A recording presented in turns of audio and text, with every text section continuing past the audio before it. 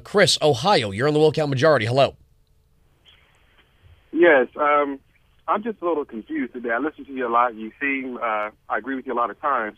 But today, I don't know if you are saying you disagree with what the president did, or you're just trying to make a point that liberals disagree with what President Bush did back in the day. I'm just trying to figure out that. Well, that's half of it. I just think it's funny that I'm watching all these progressives strut around bragging off at the top volume about shooting this guy in the face. I mean, my God. And the funny thing is, they're not demanding that the White House release these pictures the way, Abu Ghraib was released almost instantly. I hear you, but what you sound like today is you're normally like the calm one on the conversation. You sound like one of your guests who get aggravated with you, and they kind of like lose control of themselves. I'm not losing control, and I'm not aggravated. I'm looking back here. I'm looking back here on articles going back to 2004 about how Clinton's national security advisor, Sandy Berger, stole relevant documents to the 9/11 Commission report. And now we don't get to find out. We don't ever get to know. Everything that bin Laden knows is at the bottom of the Arabian Sea right now. Okay, but just so I'm clear on this, but you're okay with what President Obama did. You just wish the liberals would have agreed to it when President Bush did it? Yes.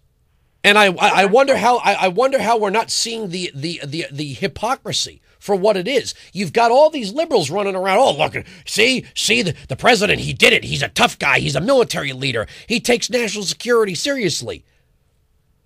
So all of a sudden, after 8 years of complaining about a fascist, Nazi, dictator, murderer, violator of international standards for human rights, now we shoot people in the face. Okay. I mean, that's a fair debate to have. I see the hypocrisy. I'm a liberal, but I do see the eyes by which some liberals look at things are different depending on if you're talking about President Bush and President Obama. Well, I was going back through all of the op-ed pieces from the New York Times and USA Today and reports from ABC News on all of these horrific things that George W. Bush was doing, which, by the way, if he had not done them, we would not have this information. All the information that we used to find this courier, which ultimately led us to bin Laden, came from the interrogations at these CIA prisons, the ones the Democrats wanted to close, the ones the progressives said were violating international law, the ones that Barack Obama campaigned on closing, but then broke his campaign promise, which I guess we should be glad. Finally, we found a good reason to break a campaign promise. Okay, well, that's why I disagree with you when you say all the information that we used to find this courier. I would say some of the information that we used came from both administrations because it wasn't about the administration. It was the techniques and the tactics. Democrats campaigned against Guantanamo Bay. They campaigned against CIA black site prisons. They campaigned about what they call the outsourcing of torture. Yet the Associated Press, not some right-wing news agency, is saying this is where all the information came from. It all came from the CIA. Andrew, I agree with you that there's hypocrisy there. I clearly see it. At the end of the day, as a liberal, as an American before anything, I am glad we got him. I am glad that he's no longer here. I am glad he is not the face for that particular type of people that do what they do. But, so all the other stuff to me is just background noise. And getting into this conversation as to whether or not liberals are hypocrites, I think people in general, when it comes to the left and right, when they see things through their eyeballs, that they're inherently seeing things their way, and both sides are hypocritical when it comes to stuff like that. Well, so, I don't see how both sides can be hypocritical, and I thank you for the call. I mean, I'm building the timeline here. I've got articles going back to 2004 through 2005, 2006, 2007. And we have some audio. I want to play some audio. Cue up cut 3. Cut 4. Do you remember when the New York Times reported both that we were tracking Osama bin Laden by his cell phone and we were tracking him through banking records?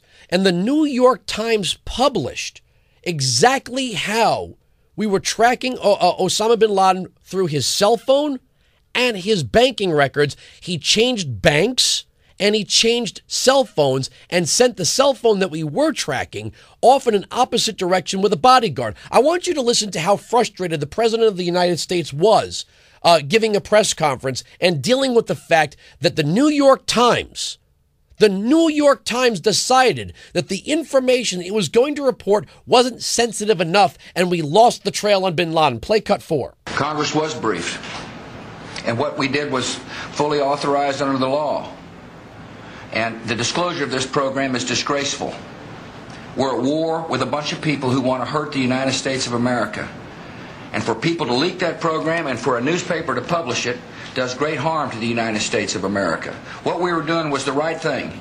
Congress was aware of it, and we were within the law to do so. The American people expect this government to protect our constitutional liberties and at the same time make sure we understand what the terrorists are trying to do. The 9/11 Commission recommended that the government be robust in tracing money. If you want to figure out what the terrorists are doing, you try to follow their money. And that's exactly what we're doing, and the fact that a newspaper disclosed it makes it harder to win this war on terror. Yeah, there was no support for this president in the mainstream press.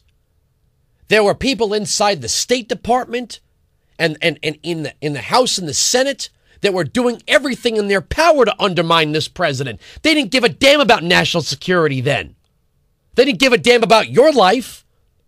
But now all of a sudden we're supposed to rally around the commander-in-chief. All of a sudden the media is hush-hush when they need to be. What are we going to do about this picture? I don't know. Should we show it? Should we not show it? What's it going to do to inflame the Muslim world? Well, that was not a question they asked about Abu Ghraib. That was not a question they asked about Abu. They could not wait to get those pictures out. They couldn't wait to get Lindy England out there. They couldn't wait to get pictures of her with the cigarette and the pointing the fingers as a gun, and the pictures of the dogs and the guy that looked like Batman standing on top of a crate draped in a cloak. They never once asked that question. What's this going to do? Is this good for our military? As a matter of fact, they went out of their way to give speeches. John Murtha, John Kerry, Senator Barack Obama. Kerry said that we were terrorizing women and children in the dead of night. That's real good. That's real supportive. John Murtha said our Marines were killing innocent civilians in cold blood, and the President of the United States, when just a senator, before ascending to his immortality, said that we were air raiding villages. Yeah, they were all real supportive, real patriotic, right? Now all of a sudden, progressives have gone tactical. You ever hear that phrase, tactical? 1-866-95-PATRIOT, 1-866-95-PATRIOT. More on the timeline. But again, thanks to Sandy Berger, we're never going to know. We're never going to fully know what bin Laden was up to. Why? Because the documents concerning the information have been destroyed by Sandy Berger. And we're not going to get to question Osama bin Laden. 1-866-95-PATRIOT. How come he wasn't Mirandized? You know, the way they wanted to Mirandize battlefield detainees? You know, have the FBI over there? We're right. They're wrong. That's the end of the story.